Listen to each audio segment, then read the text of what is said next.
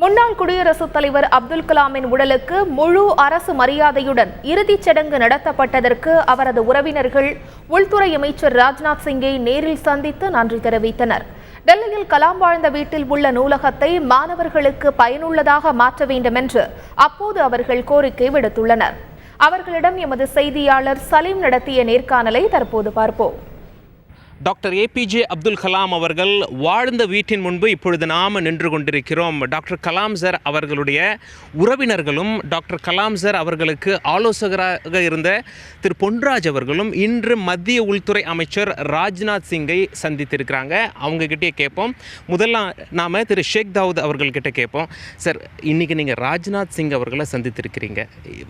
அவர்கிட்ட என்ன கோரிக்கை முன் வச்சிங்க? அவர்கிட்ட என்ன பேசுனீங்க?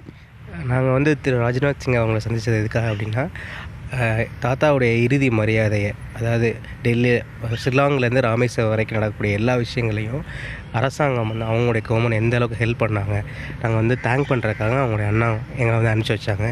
எங்கள் 3 பேரையும் போய் தேங்க் பண்ணுறது சொல்கிறதுக்காக அனுப்பிச்சி வச்சாங்க. அவர் நேரில் பார்த்து அவங்க செஞ்ச அரேஞ்ச்மெண்ட்ஸ், அவங்க பண்ண எல்லா உதவிகளுக்கும் நன்றி செலுத்திடணும்.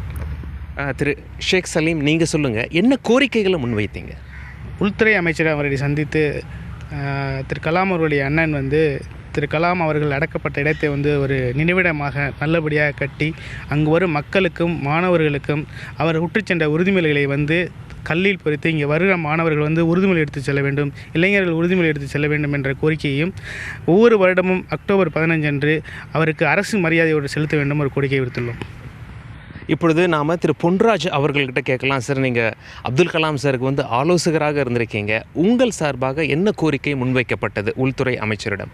அதாவது அப்துல் கலாம் தேசிய அறிவு ஆராய்ச்சி மையம் என்ற ஒன்றை அமைத்து அதன் மூலமாக மாணவர்களுக்கும் இளைஞர்களுக்கும், அதாவது ஹையர் எஜுகேஷன் படிக்கக்கூடிய இளைஞர்களுக்கும் பொதுமக்களுக்கும் இது கலாம் இன்ட்ராக்ஷன் அறிவு சார்ந்த மையமாக இருக்கணும். உங்களுடைய தகவல்களுக்கு நன்றி sir. Doctor A P J Abdul Kalam அவர்கள் வாழ்ந்த வீட்டு முன்பிலிருந்து தந்தி செய்திகளுக்காக கேமரா பர்சன் பூபேந்தர் சிங்குடன் சலீம்.